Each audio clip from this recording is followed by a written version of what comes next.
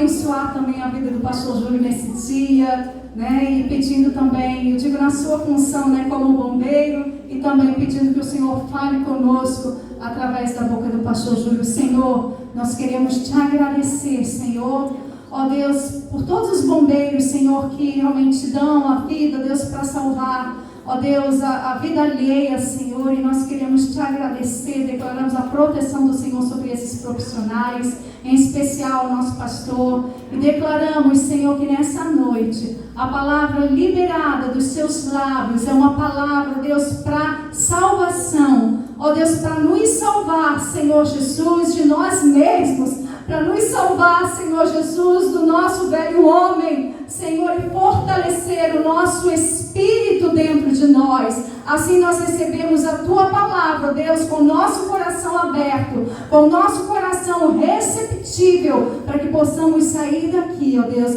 e sermos operosos praticantes, em nome de Jesus. Amém e amém. Aleluia! Boa noite, amada igreja, paz do Senhor. Quantos estão com frio aí? Ninguém? Quantos estão aquecidos pelo Espírito Santo? Quantos querem mais de Deus? Assim como eu? Obrigado, Senhor. 100 vezes mais sobre a sua vida. Queridos, eu quero compartilhar com vocês uma mensagem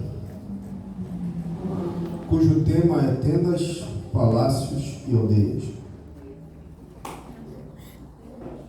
Você pode repetir comigo assim, nada na Bíblia. Está cansado do louvor, Ana? O batalha, não foi? Mas deixa eu te falar que a batalha não terminou.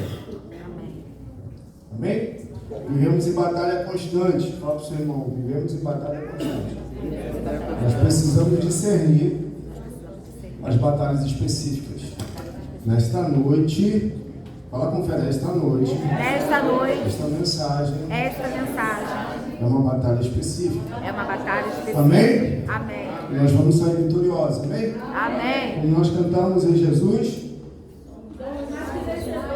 em Jesus nós somos Mais que vencedor. aleluia!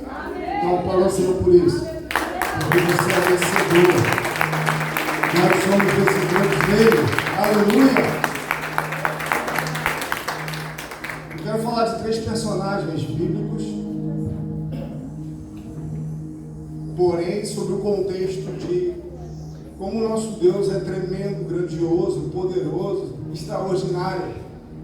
E Ele usa de todas as formas e maneiras, conhecendo as nossas limitações, para alcançar o propósito dele em nós. Como Deus se move ao longo da história do seu povo, como Deus se move para alcançar os seus homens e mulheres ao longo da história, nós vamos ver que do Velho ao Novo Testamento, da Velha à Nova Aliança, nós vamos perceber como Deus se move. Deus não muda, amém, queridos? Amém. Mas Deus se move. Eu vi essa frase, achei muito interessante.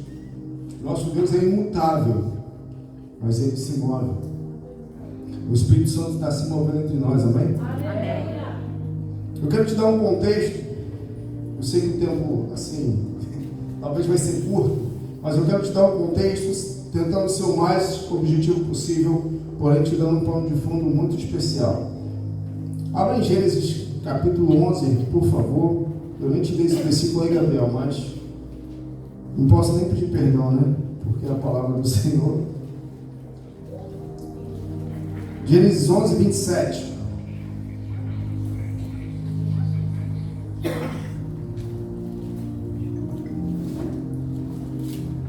Gabriel, você projeta aqui para mim Josué 24, 2 e 3. A igreja abre em Gênesis 11, 27 e Gabriel projeta aqui para mim Josué 24, 2 e 3. Foi aí? Olha para cá, igreja. Josué disse a todo o povo: assim diz o Senhor, o Deus de Israel, há muito tempo os seus antepassados, inclusive Terá, pai de quem? Abraão e de Naor, viviam além do Eufrates e prestavam culto a outros. Então, mediante essa passagem, a gente começa a conhecer que a família de Abraão era uma família, o quê? Idólatra. Ok? Amém? Isso não está registrado no livro de Gênesis, mas está registrado no livro de Josué. A família de Abraão, né? Ela era o quê? Idólatra. Mas Abraão, ele era descendente de um dos 3 filhos de Noé. Noé tinha 3 filhos: Sem, Cã, Jafé. Após o dilúvio, esses 3 filhos de Noé são, vamos dizer assim, são a nossa herança. Fazem parte de toda a árvore genealógica da humanidade. E Terá, pai de Abraão, é descendente de Sem. Daí vem a palavra semita. Antissemita é aquele que se levanta contra os descendentes de Sem. Então, por isso que há perseguição sempre sobre os semitas, sobre o povo judeu, sobre o povo cristão, seja de sangue ou seja pela fé. A palavra antissemita contra opositor aos descendentes de Sem. Então, pela fé, nós somos descendentes de Abraão, que era descendente de quem? Sem. De Sem. Deu para entender? Amém, irmão? Amém. Até aí, ok? E aí a gente vai perceber o seguinte, que Deus tinha liberado uma palavra desde Noé. Quando Noé, então, bebe um pouquinho de vinho, fica meio, né, legal, chapadinho, e aí seu filho Cã vai e descobre no Deus do seu pai. Então Noé libera uma palavra de que Cã serviria seus irmãos. E aqui nós vamos ver em Gênesis 11 que o pai de Abraão, 27, olha só, este é o relato da família de Terá, pai de Abraão, Naor e Arã. Abraão tinha 2 irmãos, Naor e Arã. Arã, que foi o pai de Ló, sobrinho, problemático, morreu em Ur dos Caldeus, sua terra natal, enquanto seu pai Terá ainda vivia. Ou seja, Abraão perdeu um irmão, Arã, que morreu na sua terra natal. Tanto Abraão como Naor se casaram. A mulher de Abraão se chamava Sarai, a mulher de Naor, Milca e sua irmã Isca eram filhas de Arã, irmão de Naor. Sarai, porém, não conseguia engravidar e não tinha filhos. Certo dia Terá tomou seu filho Abraão, sua nora Sarai, mulher de seu filho Abraão, e seu neto Ló, filho de seu filho Arã, e se mudou para Ur dos Caldeus. Partiram em direção à terra de... Terra de quê? Que terra é essa?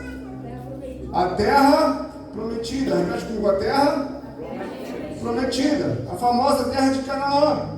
Ok? Então o pai de Abraão começou um trajeto para a terra que um dia Noé falou que iria ser os descendentes de Sem. Então, o pai de Abraão começou uma caminhada. Amém? Você pode repetir comigo? Começou uma caminhada. Então, partiram em direção a Canaã, mas pararam em Arã. Pô, mas Arã não era o irmão de Abraão? Eles pararam em uma cidade chamada... O que a Bíblia está falando? Botou aqui não? Arã. Coincidentemente, com o mesmo nome do seu irmão. Ou, no caso, filho de Tera. Está me entendendo daqui, irmãos? Amém? Terá começou uma caminhada para onde? Para a terra prometida. E eles foram parar justamente numa cidade onde tinha o mesmo nome do seu filho que faleceu. Terá viveu 205 anos e morreu enquanto ainda estava em Arã. Terá começou uma caminhada, mas ele parou. A Bíblia não relata por quê, mas coincidentemente essa cidade tinha o mesmo nome do filho dele. Eu acredito que nada na Bíblia está escrito por acaso. Nada, nenhuma letra, nenhuma palavra foi deixada pelo Espírito Santo naquilo que a gente entende como palavra de Deus por um acaso. Aí em Gênesis 12 vai falar assim, Deus vai falar com Abraão: sai O Senhor tinha dito a Abraão: deixa a sua terra ou sai da sua terra natal, dos seus parentes, da família de seu pai, e vai para uma terra que eu lhe mostrarei. Que terra era essa que Deus iria levar Abraão? Qual era a terra da promessa? Canaã. Abraão tinha que continuar aquilo que o seu pai parou. Interessante isso, né? Não sei se você já tinha percebido isso. Abraão tinha que começar aquilo que seu pai parou. Só que Deus tira Abraão de uma cultura politeísta, idólatra, se revela a Abraão para cumprir o seu propósito e dar origem aí ao povo hebreu, que iria gerar os patriarcas e de onde descenderia o Cristo. Então Deus chama Abraão como um homem ali, representante do descendente de Sem, para escrever uma história, retomar o projeto que foi perdido por meio do pecado. E Deus faz o que então com Abraão? Sai, se mova. Deus muitas vezes tem as formas dele de falar conosco. E com Abraão, ele falou assim, ó, sai da tua terra, da tua família, e vai para uma terra que eu vou te mostrar. Não falou qual é. Não deu nenhum sonho revelador para Abraão, mas ele falou, sai, se move. Então a gente percebe que Deus está trabalhando com um jeito de Abraão, um jeito com Abraão, falando assim, ó, sai daí. Você pode perguntar assim, mas poxa pastor, por que de repente Deus não fez Abraão ganhar toda a sua família? Naquela época iria circuncidar todo mundo, iria estabelecer a lei. Não sei, mas o fato é que Deus falou para Abraão assim, ó, sai. Amém? Abraão sai e leva quem? Leva seu sobrinho Ló, a mala do seu sobrinho Ló. Estou brincando aqui, a mala é acréscimo meu, tá bom? A Bíblia não fala sobre isso. Gênesis capítulo 13, verso 14. Os dois começam a crescer, sim ou não? Ficam abençoados, multiplicam seus rebanhos. Mas quem tinha uma promessa? Abraão ou Ló? Abraão. Mas Ló vivia na aba de Abraão, então pegava a bênção também. Porque Deus falou assim, ó, abençoarei os que te abençoarem. Então Ló, ficando perto de Abraão, ia ser o quê? Ia ser o quê? Quem fica perto de você é o quê?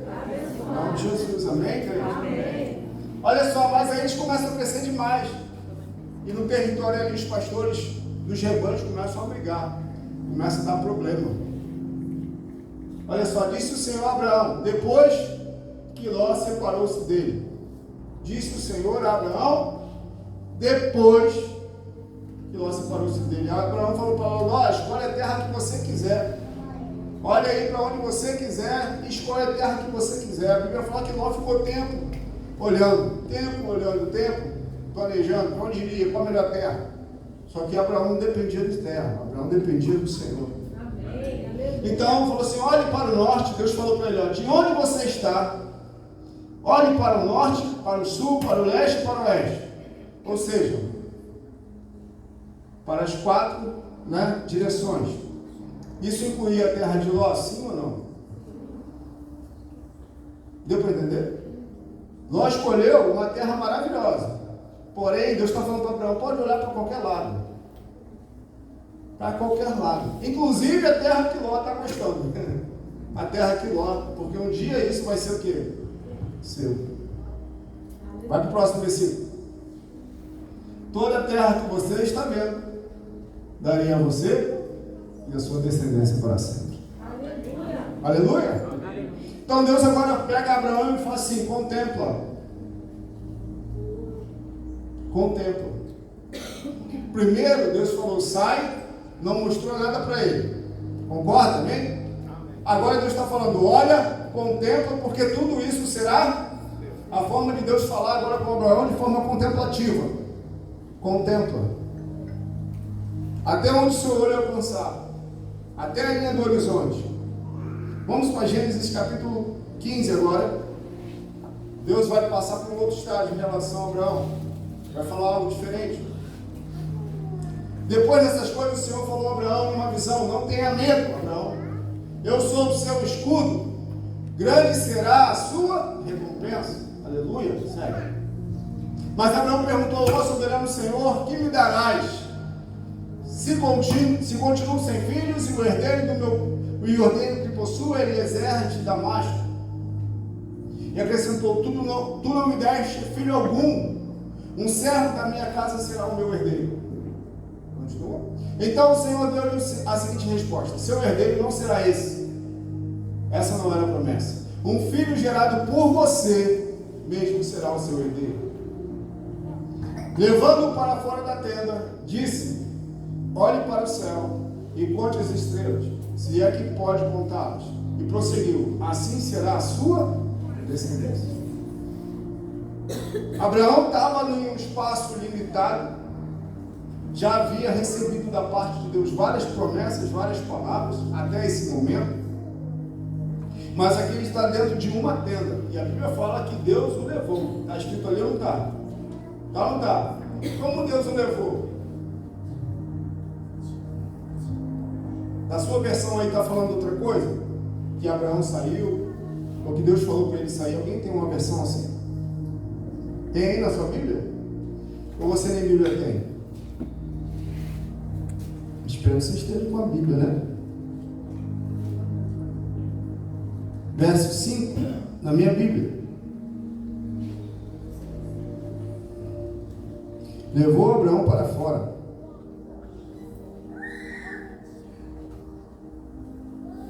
Agora Deus está levando, conduzindo Abraão para fora da tenda, fazendo que os olhos dele possam contemplar, dimensionar o tamanho da promessa de Deus. Primeiro Deus fala para ele sair. Depois Deus fala para ele olhar e contemplar algo que não estava muito definido. Só mostrou para ele espaço físico. E agora Deus fala para ele contar, se é que pode. Então tem horas na nossa vida que Deus vai fazer o quê? Que a gente saia do espaço físico onde nós estamos, porque Deus quer nos mostrar algo que nós não podemos contemplar aonde nós estamos. Ambientes influenciam a nossa vida. Ambientes podem nos influenciar espiritualmente. Você está num bom ambiente, influenciado espiritualmente, bem também. Amém, querido? Amém ou não? Amém. Glória a Deus, no melhor lugar. Mas eu sei que não é assim todo dia. Talvez no teu local de trabalho, talvez no teu local de estudo. Sim ou não? Então todo ambiente, você pode repetir comigo, todo ambiente. Todo ambiente Tem influência. tem influência Espiritual, espiritual, emocional, emocional física. e física. E em alguns momentos da história da Bíblia, a gente está vendo na vida de Abraão agora que o ambiente físico, naquele momento Deus está falando, sai. Quer dizer, levou Abraão para fora. No primeiro momento da sua vida, Deus fala, sai da sua terra, da sua parentela. Por quê? Na sua terra e na sua parentela, cultura idólatra. Ninguém ali estava vivendo segundo os propósitos que o Senhor tinha para aquele povo, o povo que ele queria gerar através de Abraão. Então Deus fala, sai daí. Em outros momentos nós vamos ver Jesus curando pessoas e falando, volta lá para a tua parentela, volta lá, mostra o sacerdote, volta para a tua família, ou seja, fala daquilo que Deus fez. Porém, Deus está falando para Abraão, sai daí. Então, em alguns momentos Deus vai falar para a gente ficar, em outros momentos Ele vai falar para a gente sair. E eu preciso entender qual é a batalha específica, qual é a revelação específica que Deus quer trazer para mim em cada momento da minha vida. Exemplo, quando veio o grande fome sobre a terra, aqui em Gênesis vai falar que Abraão vai para o Egito, porque lá tinha comida. Num segundo momento, Isaac passa pela mesma situação, mas Deus fala para ele, não volta para o Egito. Por que Deus permitiu Abraão ir ao Egito e Isaac não ir? Não sei, mas fato é que naquele momento Abraão podia ir para o Egito, mas Isaac não podia. Então cada momento vai revelar uma ação específica da nossa parte que Deus vai trazer para nós. Amém, queridos? Amém. Amém? para o seu irmão, vá para fora da tenda. Ou deixa Deus te conduzir para fora da tenda. Amém? Aleluia! Vamos falar de palácios. Êxodo, capítulo 2, verso 11 e 15. Vamos ver a vida de um homem que habitou em palácios. Certo dia, sendo Moisés já adulto, repete comigo, já adulto, foi ao lugar onde estavam seus irmãos hebreus e descobriu como era pesado. Olha só que interessante, ele era o quê? Adulto. E descobriu, depois de quê? Adulto, que descobriu como era pesado o trabalho que realizavam. Quem? Seu povo. Viu também o egípcio espancar um hebreu. Espancar um dos hebreus. Correu a olhar por todos os lados. Será que alguém viu? E não viu ninguém. Matou o egípcio, escondeu o corpo na areia. Cavou a cova, tudo isso. No dia seguinte saiu e viu dois hebreus brigando. Então perguntou ao agressor: por que você está espancando o seu companheiro? O homem respondeu: quem o nomeou líder e juiz sobre nós? Uau! Quer matar-me como matou o egípcio? Moisés teve medo e pensou: com certeza tudo isso já foi descoberto. Segue a história. Moisés faz o quê? Foge. Pergunto eu a você: Moisés era hebreu e sabia que o seu povo estava ali, sim ou não? Sim. Mas a Bíblia relata de forma curiosa que depois de adulto, ele descobriu que o seu povo estava sendo o quê? Acariciado? Não, escravizado. Leva-se a entender, por interpretação de texto, que ele não sabia que o seu povo era escravo. Está claro isso para você? Amém? Estou inventando alguma coisa? Sim ou não? Professoras, me ajudem.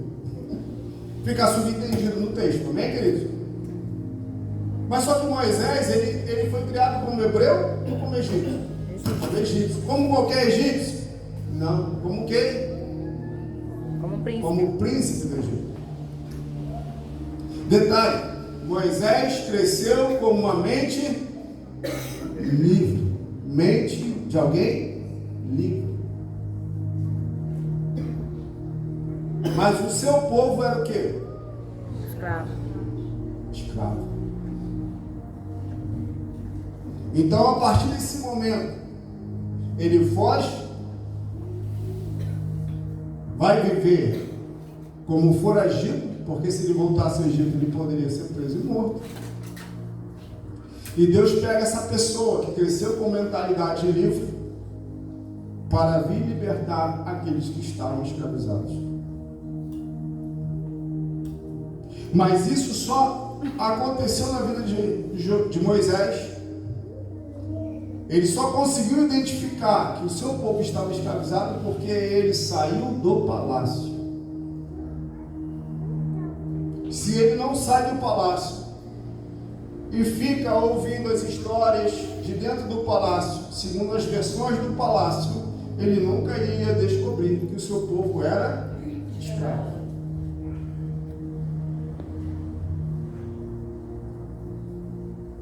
Vamos mais além? Vamos para Marcos capítulo 8, verso 22.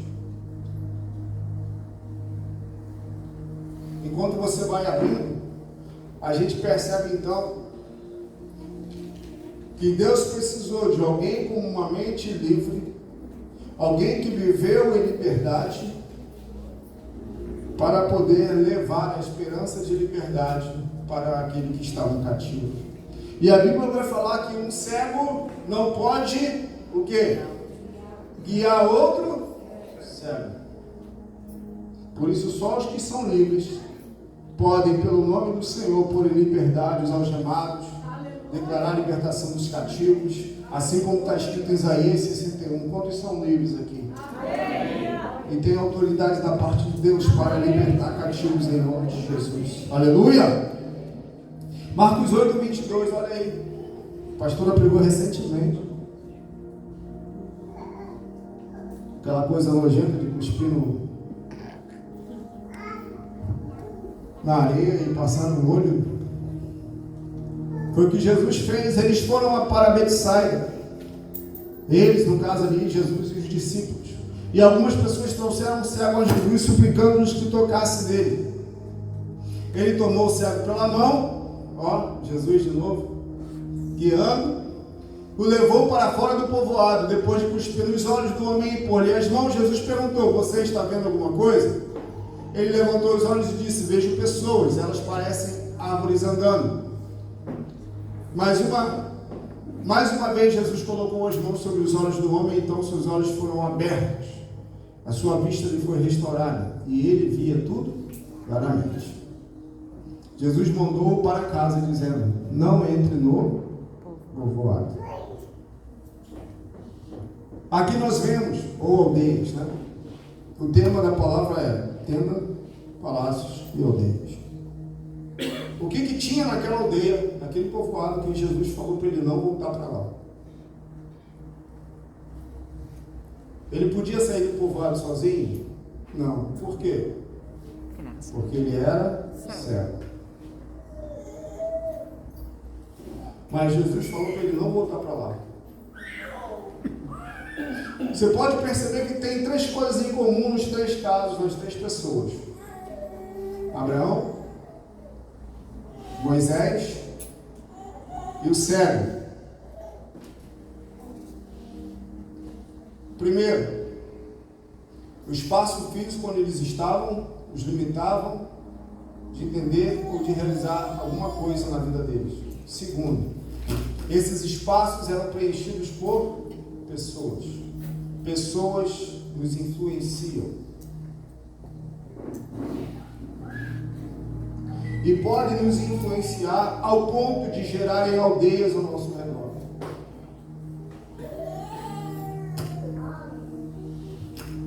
A questão é que nem sempre nós vamos poder sair do lugar que nós estamos, correto?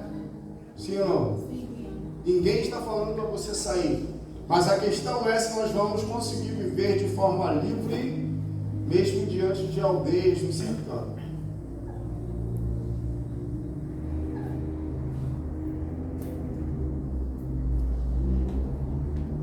Nós precisamos, queridos, identificar, e nessa noite, em nome de Jesus, pelo poder do Espírito Santo,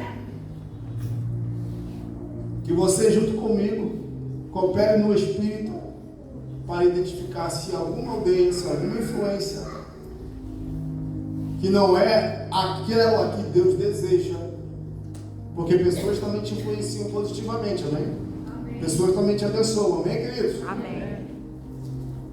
Mas que todo limite, ou que todo condicionamento, seja espiritual, emocional ou físico, que entranhou em você, entranhou em você, ao longo da sua história, seja desatado nessa noite, em nome de Jesus. Por isso eu falei de batalha espiritual, porque isso é uma batalha para nós todos os dias. Eu falo assim porque é para mim também. Isso acontece comigo também. Isso pode nos prender novamente. Aquilo que às vezes a gente já se livrou, já adquiriu novos hábitos, a gente pode retroceder, voltar a hábitos antigos. Eu nem estou falando simplesmente de pecados estarrecedores, escandalosos, mas de maus hábitos para a nossa vida. Porque às vezes o ambiente que nos cerca, vou fazer uma brincadeira aqui só para gerar entendimento, tá bom? Repete comigo, o pastor vai brincar. Tá. Qual é a fama do crente? Que não bebe mais? Então, se você vive num ambiente de quem come muito, então você vai se acostumar com o padrão de comer muito. Consequentemente, isso não vai gerar nada dentro de você. Mas pastor, tem o Espírito Santo, é verdade. O Espírito Santo pode me levar a conseguir enxergar as coisas como verdadeiramente são. É verdade ou não é? É, mas deixa eu falar uma coisa para você. Biblicamente, vou te mostrar. Josué falou que nós deveríamos ensinar a palavra de Deus, inculcar nos nossos filhos. Deus falou para Josué: medita nessa palavra de dia e de noite. Por que a repetição? Porque ela gera o quê? Bons hábitos. Amém? E a repetição de maus hábitos daqueles que nos cercam podem gerar novos padrões em nós. Eu estou usando só a comida, tá bom, irmão? Tem outras coisas. Rede social, recadinhos, computador, por aí vai. Mas não vamos entrar nessa esfera não, amém? Fica para outra pregação. E aí, você começa, sem perceber, a ceder, a começar a negociar algumas coisas. Isso é tão vasto, irmão, isso dá tanto debate. Porque aí, às vezes, a gente perde o senso de limite. E não sabe a hora de parar. E a gente acha que a gente está no controle, mas não está mais. Isso é muito sério. Porque isso levou o povo de Deus a ser escravo no Egito. Pergunto eu a você que lê a Bíblia mais do que eu. O povo de Deus entrou no Egito escravo? Não? Pobre? Distante de Deus? Não. Eles chegaram lá e eles eram quantos? Aproximadamente 70 pessoas. Ricos, sim ou não? Prósperos, abençoados por Deus. Só que o tempo vai passando, geração após geração vai passando, e pouco vai se falando daquilo que Deus fez, porque os pais falharam.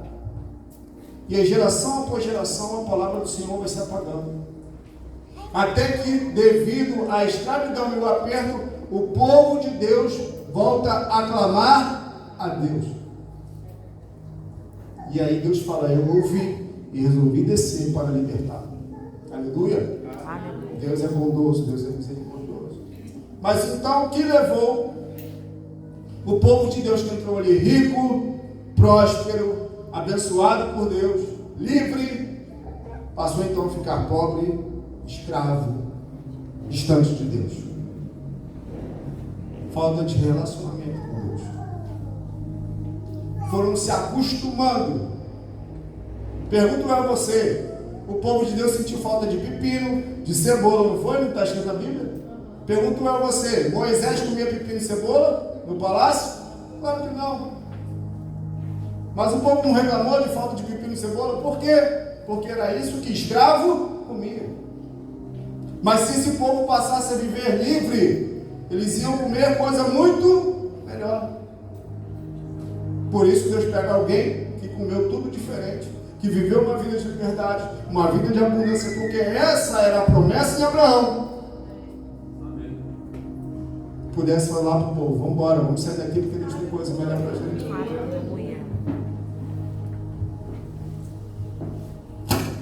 Então, nessa noite, em nome de Jesus, pelo poder do Espírito Santo, nós vamos guerrear para viver de forma livre. Amém. De toda e qualquer influência. E isso é constante, irmão. Porque se a gente deixar, a gente se conforma, aí, como diz Romanos, a gente toma o molde do mundo, a gente aceita as coisas do mundo e daqui a pouco acabou o padrão. Acabou o padrão. Só para a gente caminhar para o encerramento, queria chamar uma pessoa do louvor aqui, que nós vamos cantar essa música: em Jesus nós somos mais que vencedores, novamente. E nem dá para o Espírito.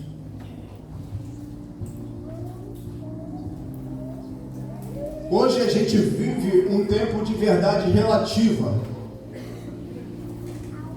O que é isso, pastor? Verdades segundo o conhecimento, a vontade, as experiências ou a própria dita revelação de Deus. Porque há décadas atrás era proibido mulher usar calça jeans, algumas coisas, né? Mulher usar maquiagem. Quem pegou esse tempo na igreja aí? Os mais velhos. Quem pegou esse tempo aí? Já está denunciando sua idade, né? Estou brincando, Marcelo, você é bem mais nova que eu. Só uma forma de brincar com ela. Então, a gente vai percebendo que algumas coisas estão relacionadas a algumas culturas. A gente entende que a Bíblia foi escrita em contexto cultural bem diferente do nosso hoje. Ainda mais porque era uma cultura oriental. Até aí tudo bem? Amém. Amém, queridos? Amém. Mas hoje, por conta dessa verdade relativa, algumas coisas de tempos em tempos soa como novidade. E daqui a pouco o mundo está dentro da igreja. Ah, pastor, o senhor é tão liberal? Eu sou, mas com a palavra para mim não tem negociação. Algumas coisas não tem negociação. E a gente vai pela loucura do mundo evangélico, a verdade relativa segundo a revelação de cada um, e daqui a pouco não tem mais padrão, não tem mais limite. Pergunto eu a você, qual é o limite?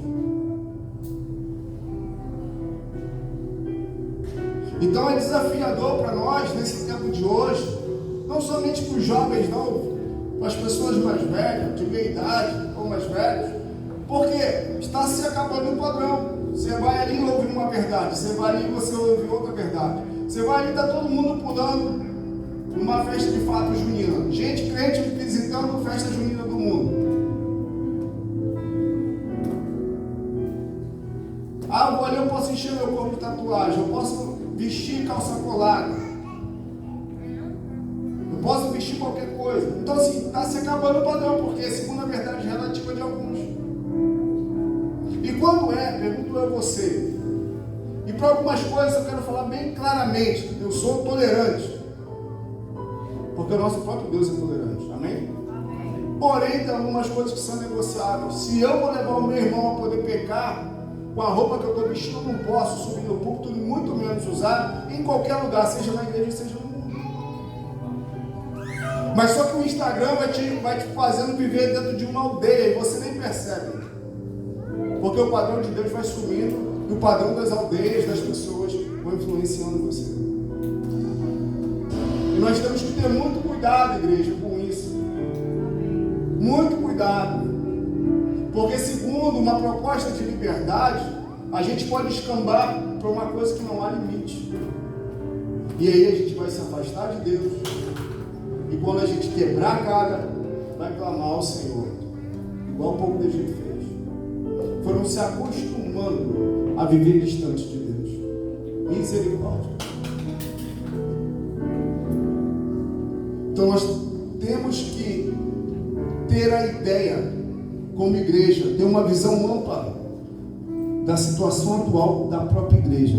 Deu para entender o que eu falei? Compreender a promessa. Quantos entenderam? Fica de pé no seu lugar.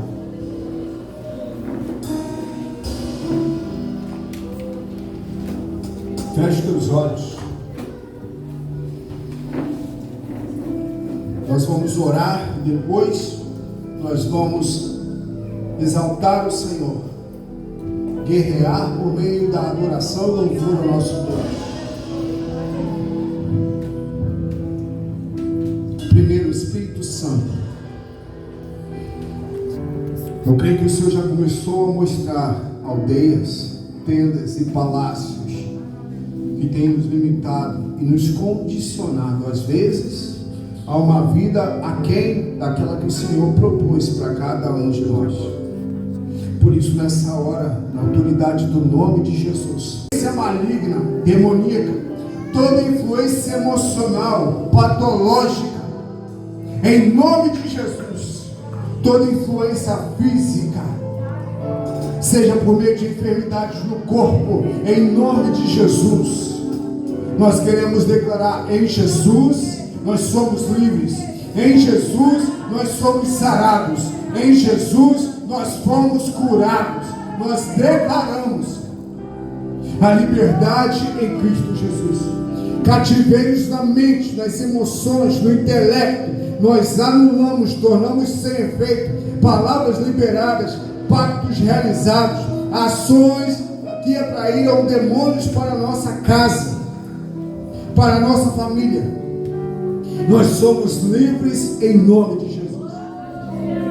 Nós tomamos posse da cultura do reino, da verdade acerca das escrituras plantadas no nosso coração, aquelas que foram liberadas sobre Abraão, aquelas que foram liberadas sobre Isaac, sobre Jacó, a mesma promessa que se cumpriu em plenitude em Cristo Jesus, o Filho de Deus, que fala que nós somos filhos de Deus, herdeiros de Deus e co-herdeiros com Cristo. Esta verdade está sobre a minha vida. Aquele que está em Cristo é nova criatura. As coisas velhas já passaram e tudo se fez e se faz novo.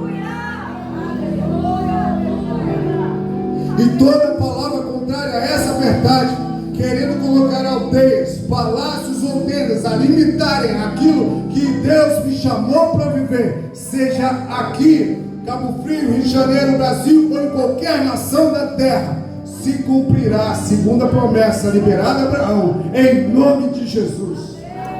Em nome de Jesus. Nós declaramos a liberdade do Espírito sobre esse lugar e a revelação e compreensão da palavra do Senhor para a verdade absoluta que está estampada na tua palavra, Senhor. Em nome de Jesus, amém. Levanta a tua mão ao alto. O Senhor te abençoe, o Senhor te guarde, o Senhor faça resplandecer o seu rosto sobre vós e tenha misericórdia de vós. Que as doces consolações do Espírito Santo sejam sobre você, hoje e para todo sempre. Amém, amém e amém.